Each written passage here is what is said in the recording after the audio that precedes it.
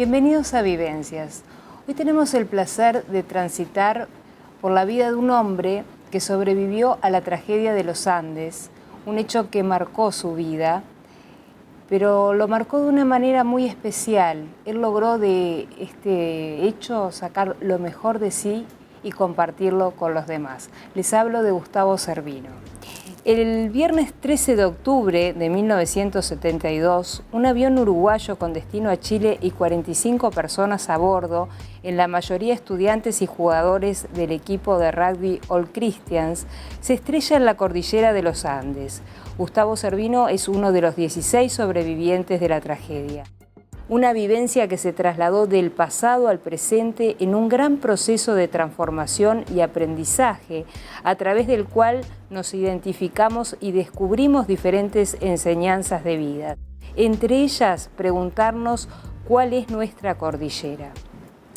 Entonces comenzó su labor como conferencista por todo el Uruguay y diferentes partes del mundo, abarcando desde grupos de ayuda a personas que han perdido seres queridos, corporaciones, equipos deportivos como los Pumas y la selección de fútbol, entre otros.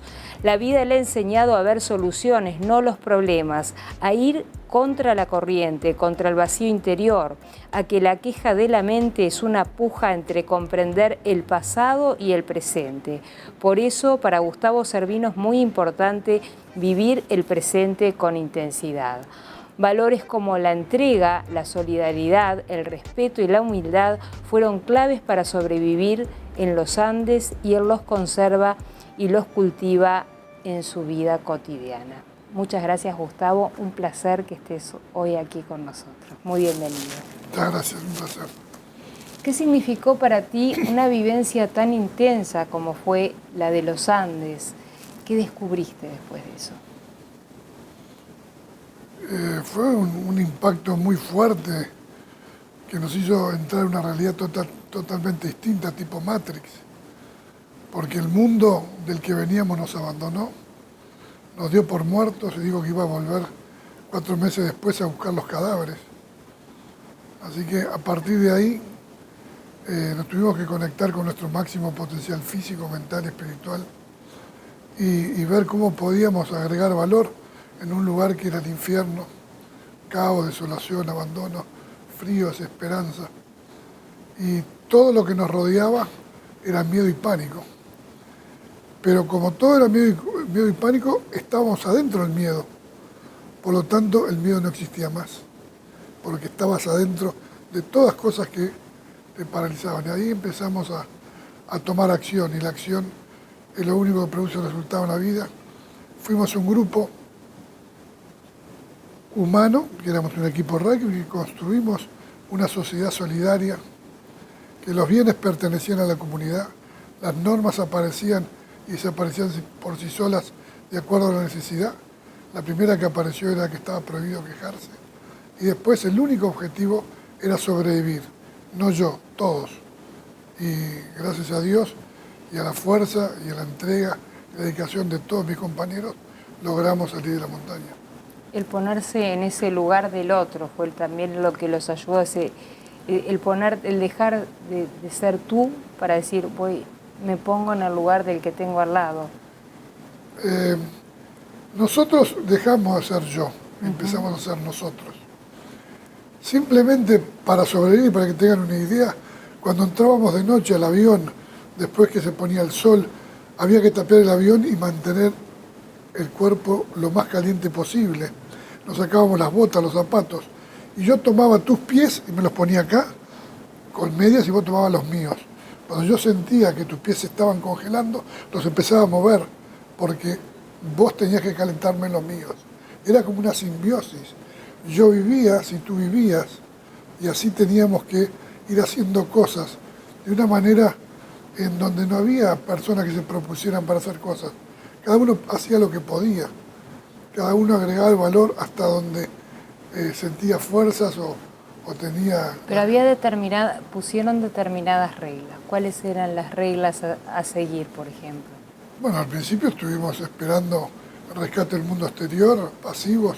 El capitán nos decía que tranquilos, racionalizamos la comida, todo lo que encontramos Capitán era Marcelo Pérez, un tipo extraordinario, era un líder nato, y él se jugó el rescate del mundo exterior, por tierra, por aire, van a venir, no se muevan. Claro. Hasta ahí se mantuvieron como algo inactivos esperando el rescate. Cuando oyen que no van a venir, ahí es que toman acción. Sí, estábamos activos también porque había que sacar los asientos, los cuerpos de la gente que se movía, 3, 4 personas para mover un cuerpo. A 4.800 metros de altura te falta el aire. La mente actúa en cámara lenta, te sangra la nariz, los oídos, el corazón entra en taquicardia y cuando querés respirar es como respirar al vacío. Entonces es muy complicado, tuvimos que adaptarnos todo ese tiempo. Pero el rescate no vino y escuchamos en la radio que nos habían abandonado y que 4 meses después iban a venir a buscar los cadáveres. Y ahí fue donde estiramos el umbral del dolor. Inmediatamente al otro día, sin consultar a nadie, por rebeldes y antiautoritarios que éramos nosotros, especialmente Numa Turcati, Animas Ponce y yo, con mocasines de cuero, media de nylon, un pantalón, una camisa, un buzo y un saco sin guantes, sin bastones, sin lentes, nos tiramos a trepar esas montañas que eran como las Torres Gemelas, que medía 5.800 metros del Tinguirica. Estuvimos trepando todo el día, miramos para abajo, el avión no se distinguía de las rocas, el sol se puso al oeste, nos empezamos a congelar, tuvimos que dormir arriba de la nieve como un sándwich, pegándonos todas las noches golpes para producir edema, vasodilatación, calor. ¿Y esa noche qué deciden hacer? Bueno, antes de eso tuvimos que decidir dónde íbamos a morir. Si íbamos a morirnos abajo esperando, en ese lugar tirándonos al suelo, o intentando llegar a saber dónde estábamos o buscar una salida. Y elegimos esa porque la dignidad en ese momento es muy grande y morir entregándote es algo que no te cierra, por lo menos íbamos a hacer el máximo intento. Llegamos arriba y vimos que había 150 kilómetros de montaña para todos lados, y ahí empezamos a encontrar los cuerpos, los asientos de los amigos que habían muerto, a un lugar que nunca más íbamos a subir. Y ahí sentí el mandato interior de empezar a juntar las cadenas, los relojes y las cosas para llevárselo a su familia. Y a partir de ahí, esa fue una de mis misiones fundamentales que me hizo cuando me deprimía, no tenía ganas de acordarme. Ese bolso tan importante para ti. Tenía un compromiso, ahí vinieron cartas maravillosas, muchas cosas. Y bueno, cada familia tiene un recuerdo físico, testimonios maravillosos, como la carta Nogueira, la carta Nicolich. ¿Qué relación guardaron, Gustavo, esos 16 amigos que sobrevivieron con las 29 familiares de estos chicos que quedaron, de estas personas que quedaron atrapados allí en la montaña? Maravillosa. Nosotros éramos un equipo rugby, se murieron 29 personas, 5 tripulantes y todo el resto eran jugadores de rugby o amigos. Llegar al Uruguay, la conferencia de prensa, cuando nosotros estábamos en Chile, empezaron a salir las primeras noticias de cómo habíamos sobrevivido. La iglesia, el gobierno chileno nos quiso proteger, no digan nada. Nosotros no entendíamos por qué, no teníamos nada para callar, y dijimos que lo íbamos a decir en el anfiteatro del Alcristian frente a todos los familiares. Y así fue contado en honor a la verdad y a las decisiones que habíamos tomado todos juntos. Y cuando terminó la conferencia, Arturo Nogueira, padre, le dio gracias a Dios que hayan ido 45 para mover 16. Valeta dijo, como médico siempre supo que tenía que haber sido una medida como esa, que estaba orgulloso de que su hijo haya podido colaborar con nosotros para estar de vuelta, sin saber si los usamos o no, porque nadie lo sabe. Claro. Hay muchos cuerpos que no usamos, pero bueno, era vida, era energía, y como dijo un hijo mío de 6 años un día, algo maravilloso, para que vean lo que es la naturalidad, cómo el hombre la complica. Pero ¿cómo se alimentaban? ¿No tenía comida? Digo, no, muy fácil, dijo. Estaban tan débiles, que le pidieron prestados a sus amigos los músculos para trepar la montaña. Ese símbolo, el músculo, es la energía, el combustible para poder trepar la montaña. Qué fácil lo explica un niño. Un niño. En el mundo que nosotros vivíamos, recién empezaban los trasplantes. de órganos. Era todo un lío. Hoy hay millones de transfusiones de sangre por segundo, trasplante de corazón, de riñón, de hígado, de córnea, que fue exactamente lo que nosotros hicimos en ese momento. Claro, para sobrevivir. En ese momento, en la montaña se pulverizaron muchas ideas, como decías tú, se formó una sociedad distinta, con normas distintas, movida por los cambios que tuvieron que enfrentar, lógicamente. Pero eso también en cada uno me imagino que los habrá transformado como individuos. ¿Y a vos qué te movilizó? ¿Cuándo sentiste ese cambio? ¿Desde el momento que ocurrió el accidente o con el correr de los días? El cambio, esa transformación de la que tú hablabas al principio. En un segundo. En un segundo. El avión se cae, yo me saco el cinturón antes que el avión pegue en la montaña. Me levanto y me agarro el techo. Y pongo a decir, Jesucito, Jesucito, no me quiero morir. Y se partió el avión, salieron los asientos para atrás. Valeta estaba sentado en el asiento al lado mío y él se fue para atrás, lo encontré en la montaña arriba. Y cuando el avión paró, de golpe, yo pensé que era verdad que había vida después de la vida, de la muerte, porque ¿cómo puedo sobrevivir a un choque a 500 kilómetros por hora contra una montaña, los golpes que hubieron y seguir vivo? Yo seguía con la conciencia despierta. De repente un líquido me tocó en la cara, así, y abrí los ojos y era un líquido amarillo del aire acondicionado. Y vi que estaba vivo, todos los asientos estaban apretando la mampara y di un paso para atrás y me enterré hasta la cintura en la nieve. Miré para arriba, estábamos adentro de nubes y bien arriba venía bajando Valeta casi a 400, 500 metros y se va para un precipicio. Cuando quise subir al avión de vuelta no tenía fuerzas y llegué arriba y para avanzar estaba la madre de Parrao en el piso. Me agaché, con 3 meses de facultad de medicina, le toqué la carótida y vi que estaba muerta. Y cuando me paré, le pisé el pecho y avancé. Siempre me llamó la atención cómo en ese momento yo ya estaba actuando de una manera distinta. Porque todo lo que venía era igual, eran todos muertos, heridos, pero de repente hubiera podido haber hecho un poco, pero no, era como si que se murió, ya no había nadie. Inmediatamente ya empezamos a desestructurar la realidad. Eso era lo que quedaba, la persona no estaba más, vivíamos sentados arriba de cadáveres helados, eran mesas. Era otra realidad diferente. Pero a la que no eran los muertos estaban en el corazón, en el recuerdo, vivos, pero eso que quedaba, había una capacidad de relativizar el dolor, lo negativo, y como todo el proceso era mental, y nosotros no nos quejábamos para afuera, cada uno elaboró su cordillera. Por eso, en La Sociedad de la Nieve, un libro maravilloso de la documental que hizo Arijón y Bierzi, somos 16 personas totalmente distintas que pudimos trabajar juntos atrás de un objetivo común, respetando la diversidad, pero comprometiéndose cada uno a una parte fundamental de la misión de cada uno. Y eso hizo que nuestro equipo sea insustituible, porque no podía haber mejor equipo que ese. Hasta el que no hizo, poniendo ternura, tranquilidad, dando una mano o acariciándote los pies, claro, o mascándote la carne cuando se te aflojaban los dientes. Yo volví a la montaña ciego, con los dientes mal y Canesa me masticaba la carne y también Bob y François, porque yo no podía mascar, o sea que había mucha ternura y mucho amor. ¿Y tú crees que cada persona tiene una cordillera para atravesar?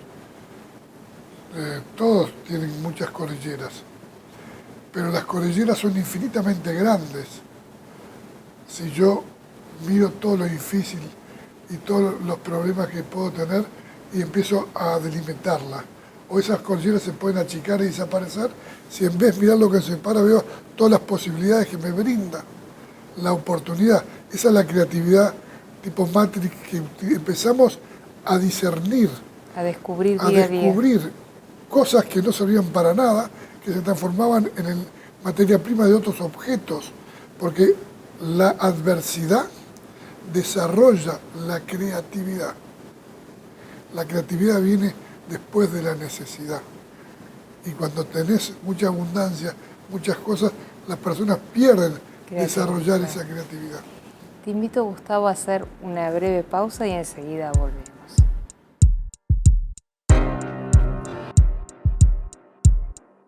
El hecho de que fueran un equipo de rugby tuvo que ver con esa formación y con esa forma de encarar lo que les pasaba. Nosotros éramos un equipo de rugby, un club de rugby, que fuimos a jugar al rugby a Chile. Y venían acompañantes, porque había que llenar el avión. De verdad, de los que jugaron al rugby, volvimos a jugar solo 5.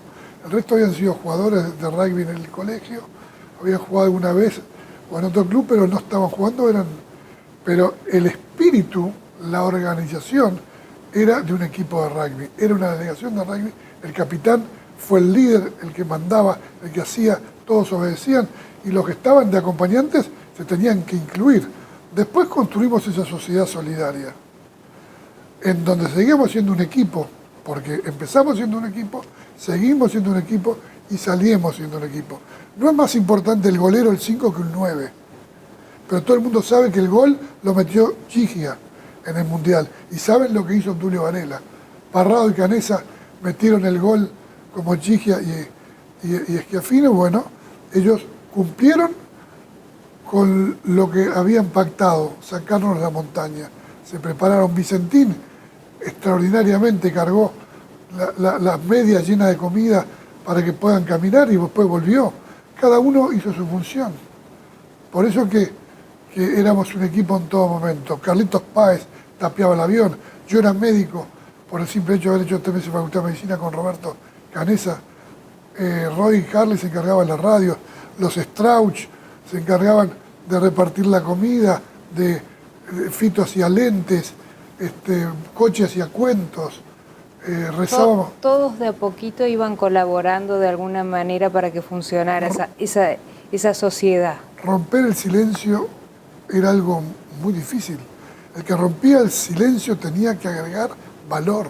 No tenía que quejarse. Había que hacer un chiste, había que decir, él se proponía para alguien, nadie decía, tú tenés que caminar. Tú te ofrecías a caminar. Eso era lo increíble, que todo lo que se hacía por propia elección. A Roy le pedimos que vaya a caminar por la radio porque él había dicho que había armado una radio y un poco lo forzamos en un momento, pero él fue y vino. Pero si no, todo el mundo decidía y se ofrecía para eso. Y algo que pasó hace unos pocos días, que llamó mucho la atención en la selección uruguaya de fútbol. Todos al entrar a la cancha saludaron con un beso al maestro Tavares. ¿Tuviste algo que ver con ese beso? Yo tengo una gran amistad con el maestro Tavares desde el año 2006, que empezaron un proceso maravilloso que llevó a la selección uruguaya a tener logros increíbles como nunca. Y trabajé mucho y cada vez que los jugadores consideran que es oportuno me llaman. A la selección mayor le di 5 charlas en estos las motivacionales, 5 años, las motivacionales. A las selecciones juveniles, desde M15, M17 hasta M20, les di 10. Y bueno, en esa oportunidad el capitán Lugano, que es un fenómeno, me llamó, estuve hablando con él toda una noche, que él vino, se quedó solo para asimilar qué había que hacer, y acordamos que lo mejor era dar una charla a los jugadores y a sus familiares, para que estén todos alineados, en sintonía, que para tener resultados extraordinarios había que volver a hacer cosas extraordinarias. En esa charla, cuando terminé, después que quedaron todos alineados en la humildad, el compromiso, la responsabilidad, el control emocional, la disciplina táctica y aplicar todo lo que tenían, pero con mucho amor. Es un grupo humano extraordinario porque son amigos, se quieren, se apoyan. Cuando decía Abreu, soy el mejor suplente, él estaba ahí. Son todos maravillosos en eso. Y bueno, los hice pasar simbólicamente, primero a Tavares, después vinieron todos los PFs, el cuerpo técnico, y Lugano, y a uno por uno cuando pasaban les daba un beso, como un anclaje en el compromiso que subiendo a este barco simbólico era lo que íbamos a hacer y lo que tenía que hacer Uruguay para lograr cruzar el primer puente con Venezuela. Un ritual. Un ritual. Eso se llama anclaje en programación neurolingüística. Y el maestro Tavares, que es de una humildad increíble, una persona que capta estas cosas, entendió oportuno y fue brillante, porque antes de entrar a la cancha, al estadio, que estaban todos por el triunfo de Venezuela, hizo el mismo rito. Eso automáticamente te potencia y te lleva a ese lugar donde con un solo rito, una sola acción, ¡tuc!, te posicionás en el empowerment, se dice, de todo lo que buscas. Tú me decías los otros días, hablando a propósito de los ritos y de los rituales, que a lo largo de tu vida tú te diste cuenta la importancia. ¿Cuándo descubrís la importancia? Lo descubrí en la cordillera. En la Luz estuvimos enterrados por 15 metros de nieve. Había nada más que 60 centímetros de espacio donde estábamos sentados arriba del hielo, de los cuerpos congelados, en la oscuridad más absoluta. En ese lugar oscuro, tétrico, espantoso, casi no había aire, prendías el encendedor y hacía así la llamita. O sea que había poco aire, había que respirar. Pero me di cuenta que cuando estaba encorvado, para abajo, con las manos así y la cabeza, todos mis pensamientos y todo mi cuerpo estaba en actitud de depresión. Cómo el físico condicionaba mi mente. Y empecé a tirarme para atrás, a tirar los hombros para atrás, a levantar la cabeza y hacer así, y automáticamente todo mi ser se iluminaba y empezaba a tener pensamientos positivos y a sentir que era posible. Entonces, ahí empecé a entender por qué se cumplen los ritos. Por ejemplo, no entendía, pero después estudiando, cuando las personas rezan y se inclinan así, ponen las manos, este es el pasado, este es el futuro, y acá estoy en el presente. Y en el presente, humildemente, me entrego a un ser superior pidiéndole que me dé lo que falta. Solo con esa postura, en la concentración, la sinergia entre mente, cuerpo y espíritu, que es cuando se logra la iluminación, cuando estás alineado, lo logramos en momentos muy importantes, porque cada paso que daba Parrado era un paso más cerca a su padre, cada paso que daba Roberto era un paso más cerca para ir a darle un abrazo a su padre, a su madre. Y como dijo Roberto Canessa, cuando lo interrogan antes que nosotros saliéramos de arriba, le preguntó ¿cómo estás? Roberto dijo, estoy casi feliz, voy a ser feliz realmente cuando saque a mis 14 amigos que están arriba. Y por mis amigos que murieron, estoy contento porque sé que están en el cielo. Fíjate cómo el compromiso era total. 10 días después de irse, seguía imaginando, seguía soñando que seguíamos vivos. Podíamos estar todos muertos. Y los que habían muertos estaban en el mejor lugar, estaban en el cielo. O sea que habíamos aprendido a programar nuestra mente en el máximo potencial, el de gratitud, el de que puedo, el que estoy llegando, el que voy a cumplir lo que prometo, el honrar la palabra. Esas cosas descubrimos. Hoy el mundo no tiene una crisis económico-financiera, hay una crisis de valores y de principios. El mundo está totalmente disociado, se hizo en una, se piensa otra y se hace la otra. Y andamos totalmente partidos. Hay crisis de valores. Totales, por la gratificación instantánea. Es todo tan rápido que todo se relativizó, se perdió. Y quizás por el consumismo también. Nosotros logramos una conexión con el ser interior única. Hoy la gente está comunicada con aparatos, pero no tiene ninguna conexión con el ser interior. No sabe lo que quiere, no sabe lo que le gusta, lo quiere tapar con cosas, con trabajo, con control, con plata, con sexo, con alcohol, con droga, y ese vacío no lo llena con nada. Y si la gente no es feliz con todo lo que tiene, tampoco va a ser feliz con todo lo que le falta. Con todo, claro. Estamos en una paradoja. Una búsqueda interior que es importante, ¿no? Bueno, ojalá que estén en la búsqueda anterior porque van a salir recompensados. Están buscando afuera la felicidad que nunca la va a llenar nada. De ahí, es de adentro. Claro. El ser florece de abajo hacia arriba. Esto lo aprendí por ensayo y error. Teniendo todo lo que quería tan rápido, me daba cuenta que cuando tenía esto quería lo otro. Y tenía esto y quería lo otro. Era interminable. El deseo no se termina de colmar nunca, si es por deseo. Claro. Pero si yo lo quiero, sé que las cosas que quiero me llevan tiempo. Es un proceso, no un suceso. Primero tengo que querer, después tengo que creer y después tengo que hacer lo que quiera, lo que se requiera, lo necesario, lo que haga falta. Ese es el camino al éxito. Para nosotros, éxito está antes que trabajo solo en el diccionario. Cuanto más trabajo, cuanto más estudio, cuanto más me esfuerzo, más suerte tengo. Otra de las mentiras que utilizamos siempre. No crees en la suerte. Yo creo en la suerte de estar en el lugar correcto, en el momento correcto, haciendo las cosas correctas. Porque si en ese momento no estoy haciendo nada, no va a pasar nada. Claro, no va a llover del cielo. Tenés que estar haciendo, es a Dios rogando y con el mazo dando. Nosotros a Dios le pedimos fuerzas para salir de la montaña y fuimos a buscar los helicópteros. No le pedimos que nos mande los helicópteros.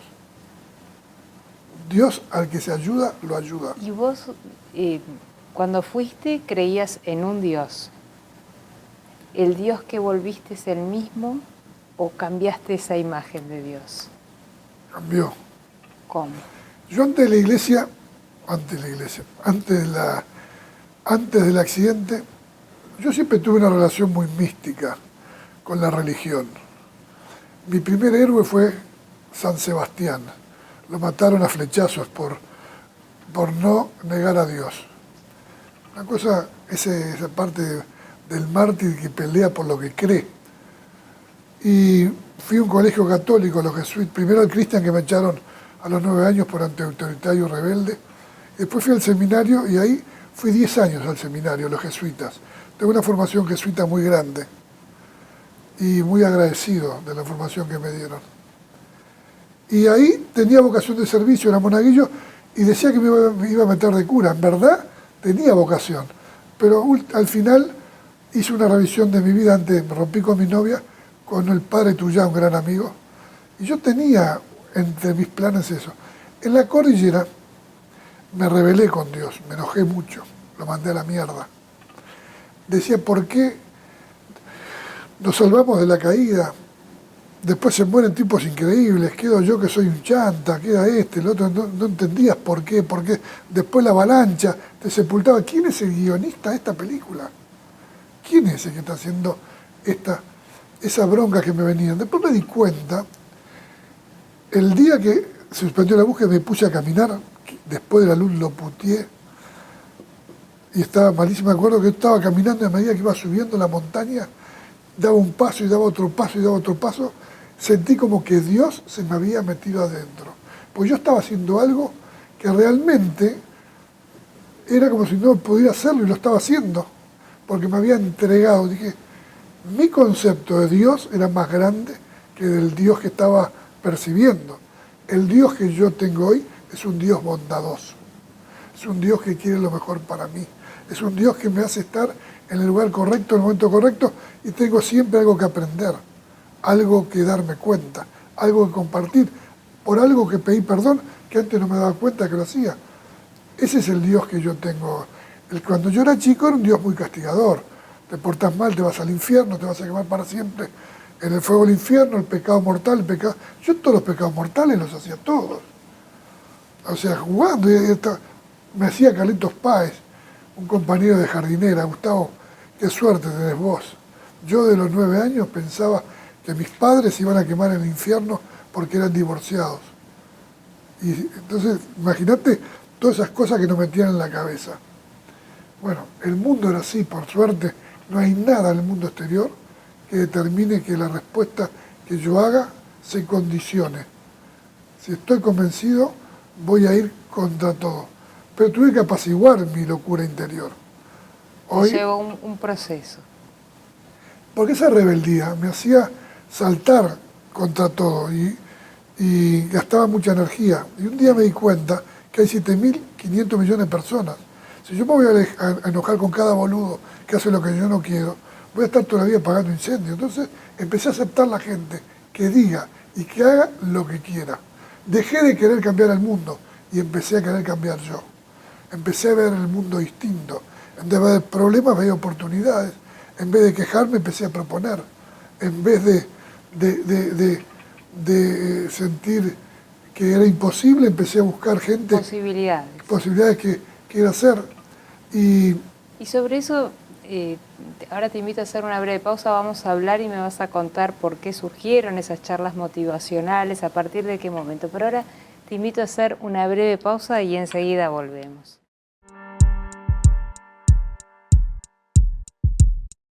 Gustavo Nikolic, uno de los 29 jóvenes que no sobrevivió, escribió unas cartas que están publicadas muy lindas, muy positivas, pese a la adversidad que vivían.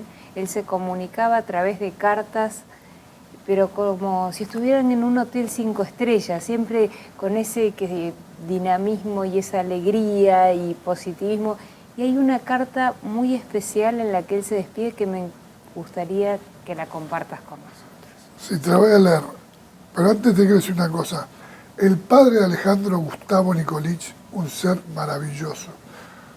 El árbol se conoce por sus frutos. El árbol de Gustavo Nikolic padre. Uno de los frutos fue Gustavo Nikolic hijo, Alejandro, Raquelina, Mónica.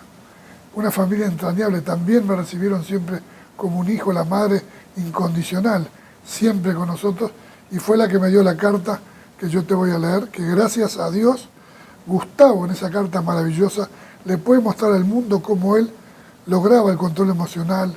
Todo lo que yo te cuento existía y pasó, porque lo dice una persona que murió. Esta carta la escribió antes de la avalancha y va dirigida a su novia. Dice: querida Rosina, te estoy escribiendo en el interior del avión. Se está poniendo el sol y comienza a hacer frío, y a levantarse viento, como casi siempre sucede a esta hora de la tarde. Una cosa que te va a parecer increíble es que hoy han comenzado a cortar carne de los muertos para comérsela. No hay otro remedio. Yo había rezado a Dios desde lo más profundo de mi ser para que este día nunca llegara, pero ha llegado y tenemos que aceptarlo con valor y fe. Fe porque he llegado a la conclusión de que si los cuerpos están ahí es porque Dios los ha puesto ahí y lo único que importa es el alma. No debo sentir remordimientos y si llega el día en que pueda salvar a alguien con mi cuerpo, lo haría con mucha alegría. Esta carta es maravillosa de todo punto de vista, por la solidaridad, por la grandeza. El término alegría es algo que casi sale del corazón, que te inunda de felicidad, y él está donándose, ofreciéndose, si llega el día, con mucha alegría. Esto sirve como un botón de muestra. Este era el sentimiento, esta era la vivencia del pacto que entre todos hicimos. Los que viven son los que murieron, porque nosotros todavía duramos, ellos son eternos, nosotros tenemos para aprender, para superarnos. Entonces, esta es la sociedad de la nieve, que no es ni una tragedia, ni un milagro. Si bien tiene mucha tragedia y tiene mucho milagroso, es una historia de amor, de solidaridad y vocación de servicio. ¿Por qué digo estas tres acciones? Porque son los que producen el milagro, ponerlas en acción.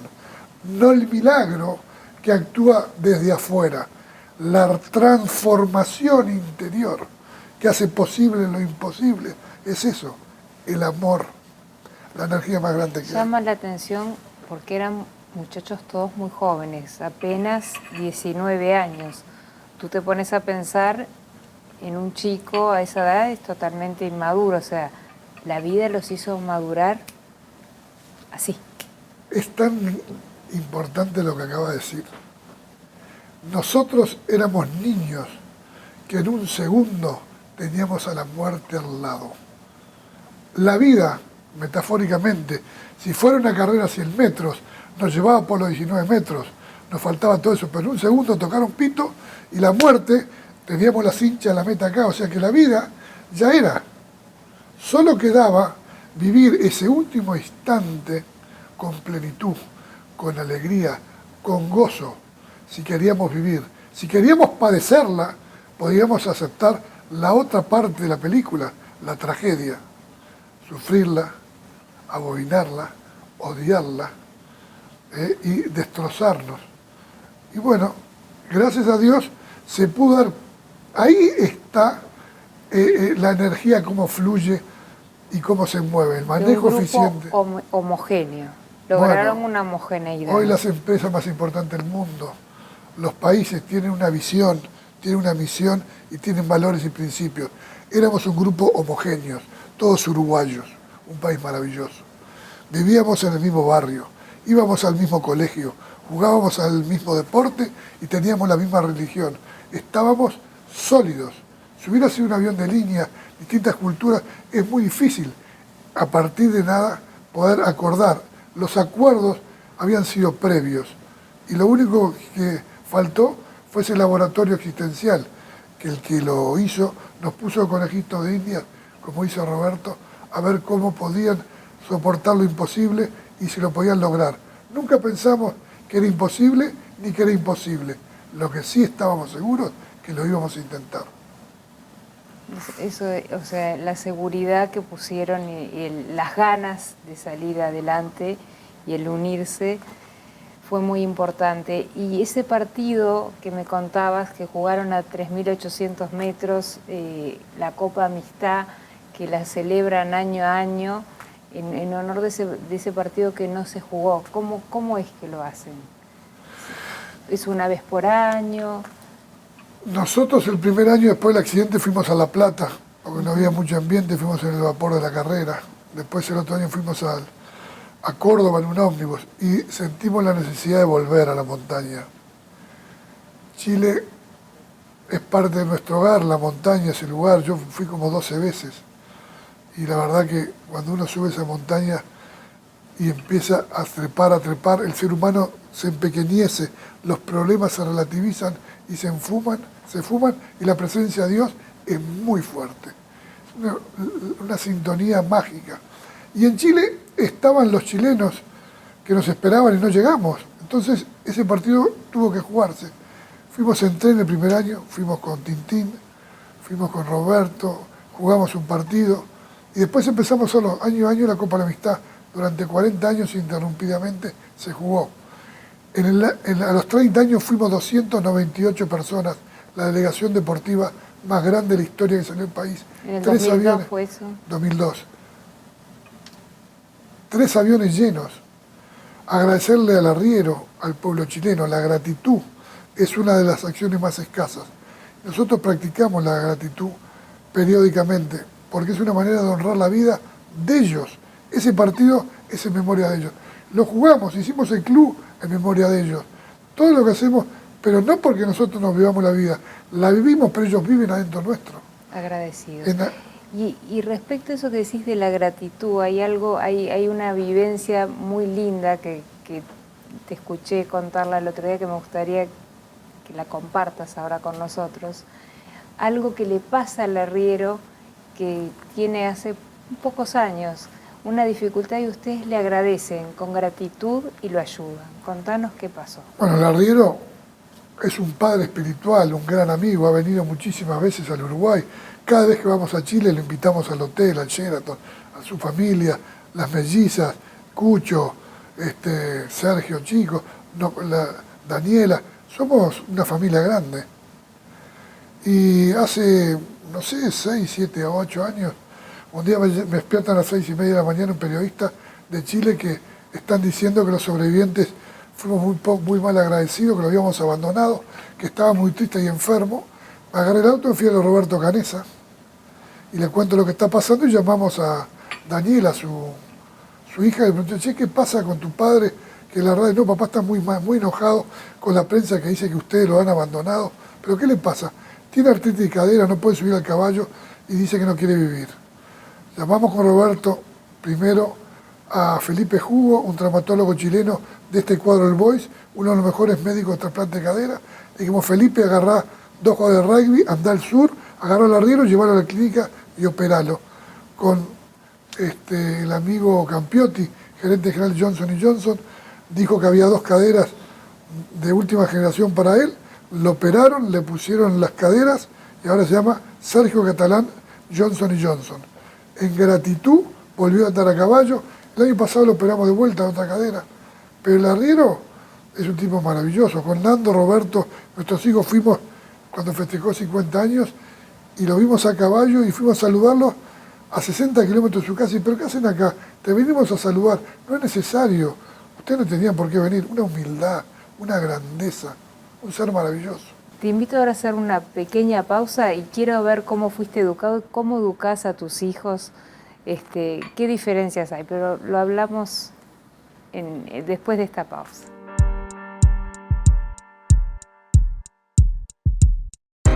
Gustavo, ¿cómo ves a nuestra sociedad actual? ¿Carente de qué? Actual, te digo, puede ser Uruguay, el mundo entero, referite a donde quieras, en el lugar donde te encuentres más cómodo, desde donde te encuentres más cómodo hablando. Y el mundo se globalizó, es un panuelito. Yo voy por el día a veces a Europa, me tomo un avión, llego, trabajo y a la 1 me tomaba el avión de vuelta. Iba a Nueva Zelanda, volvía, me iba a Europa.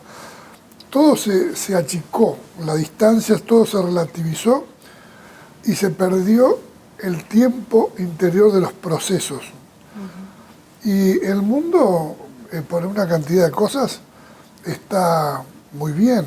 Vivimos en la era del conocimiento, la información, la abundancia, una sociedad de consumo que vende la necesidad y después el producto que la satisface.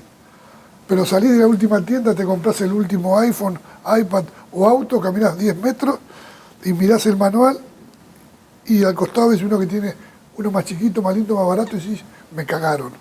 La insatisfacción es permanente. Y ahí es que tú sentís la necesidad de comenzar con las charlas motivacionales. ¿Cuándo es que descubrís que tenés, o sea, el don de servicio y lo tuviste siempre, pero digo, ¿cuándo te das cuenta que tenés esa necesidad de hacer las charlas?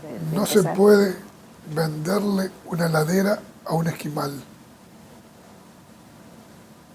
El mundo, las organizaciones, las universidades, están falto de casos que tengan internalizados, que tengan automatizados y tengan vivenciados de manera práctica, contundente y real de qué es lo que produce resultados. Y nosotros hicimos una cantidad de barbaridades por ensayo de error que fuimos aprendiendo. Y es uno de los ejemplos más grandes de los últimos siglos. No porque lo vi, por nosotros no hicimos nada. El mundo vio en esto cómo es posible una cantidad de cosas. Y bueno, nosotros compartimos esa vivencia. Y también, cuando hay gente que tiene mucho dolor, yo voy a las cárceles, he ido al Concar, he ido a La Tablada, a Las Rosas, Punta del Este, al CNR, a muchas cárceles, a hospitales con pacientes con HIV, drogadictos en recuperación, porque trato de compartir un poco de esperanza, un poco de ilusión, ponerle un poco de luz en la oscuridad. Y eso fue lo que me dijo, esa palabra exacta. Un día fui con Pablo Estramín a una cárcel que se voló el techo el otro día en La Tablada y no se escapó ningún preso. Cuando terminé después de 3 horas, hicieron cola de a uno y venían a abrazarme, uno por uno. Un negro grandote tenía una cruz de clavos de herradura. Se paró frente a mí, abrió la camisa y se la arrancó. Él estaba preso por un homicidio, me contó, y esa cruz se la había regalado a la madre. Y agarró y me dijo, gracias por traernos luz a la oscuridad. Nunca me trataron con tanto amor en la vida. Toda la historia que nosotros hablábamos es una historia de amor. Y fue tan conmovedor que el jefe de la cárcel, en ese momento me acuerdo que estaban los peiranos ahí también, que son primos míos, y yo fui Y bueno, se voló el techo y no se escapó nadie. No se escapó nadie. Y la solidaridad con todas las personas, sin preguntarle cómo se llama, quién es la solidaridad del arriero con nosotros.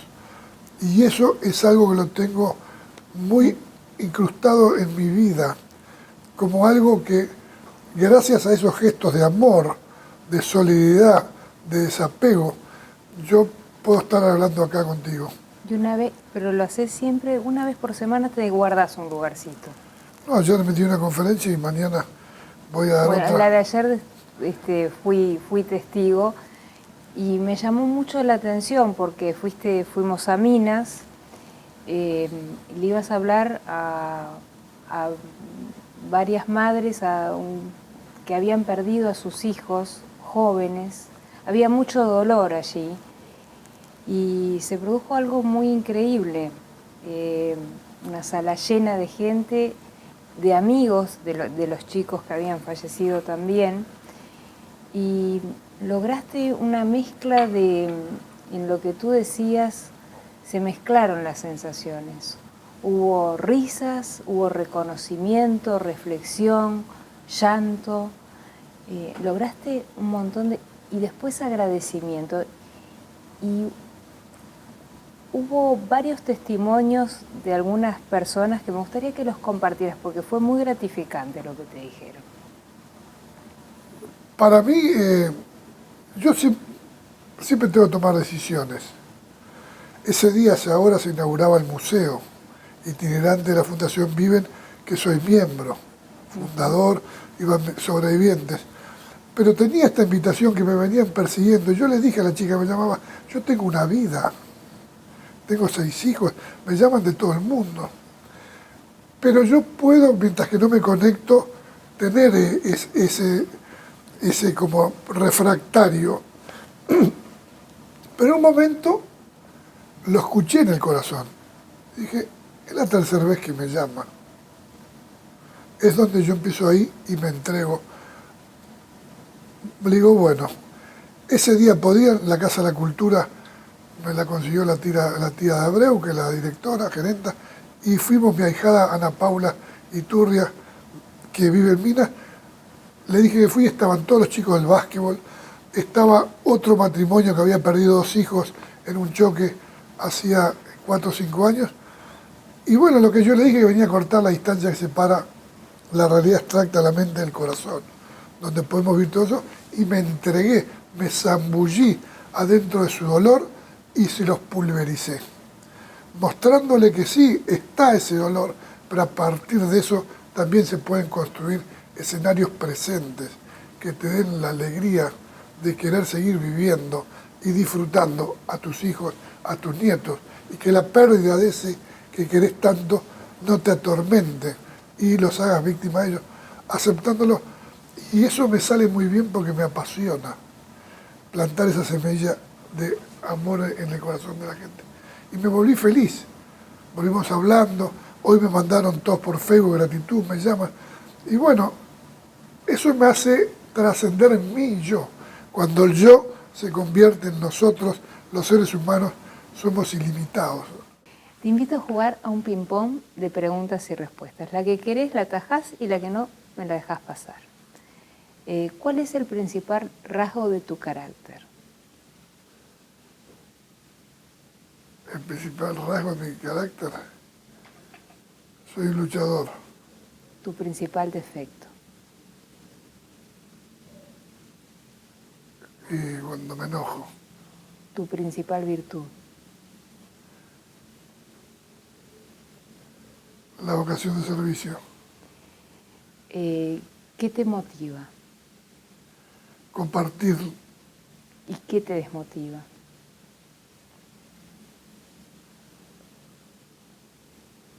¿Qué me motiva?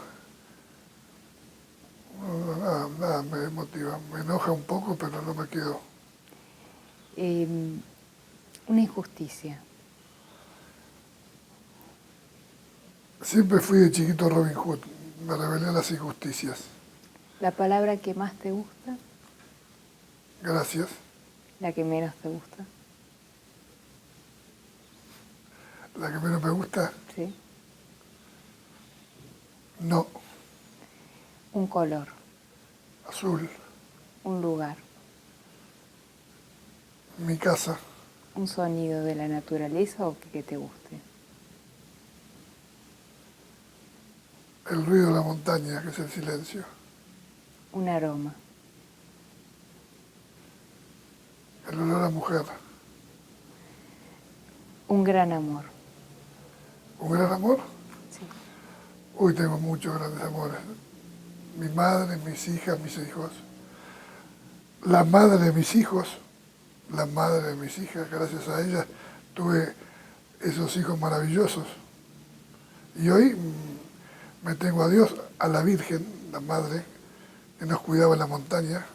Un deseo, Un deseo, poder seguir disfrutando la vida, ver a mis hijos crecer, realizarse, ser felices, conocer sus hijos, estar al lado de la gente que quiero y ver un mundo más solidario, más inclusivo, que sea más congruente, que no nos peleemos más por el derecho de autor y tomemos al pueblo rehén, la izquierda, la derecha, unos pelotudos, somos todos lo mismo, somos todos hermanos. No nos podemos pelear quién es más bueno, quién defiende más, que cada uno dé lo mejor de sí al que tiene al lado y a nadie le va a faltar nada si no sobra. Hay para todos. si llegaras, sé que crees en Dios, pero si llegaras a la puerta del cielo, si existe la puerta del cielo y llegaras a ella y Dios te recibe, ¿qué te gustaría que te dijera o qué te gustaría decirle tú a Él?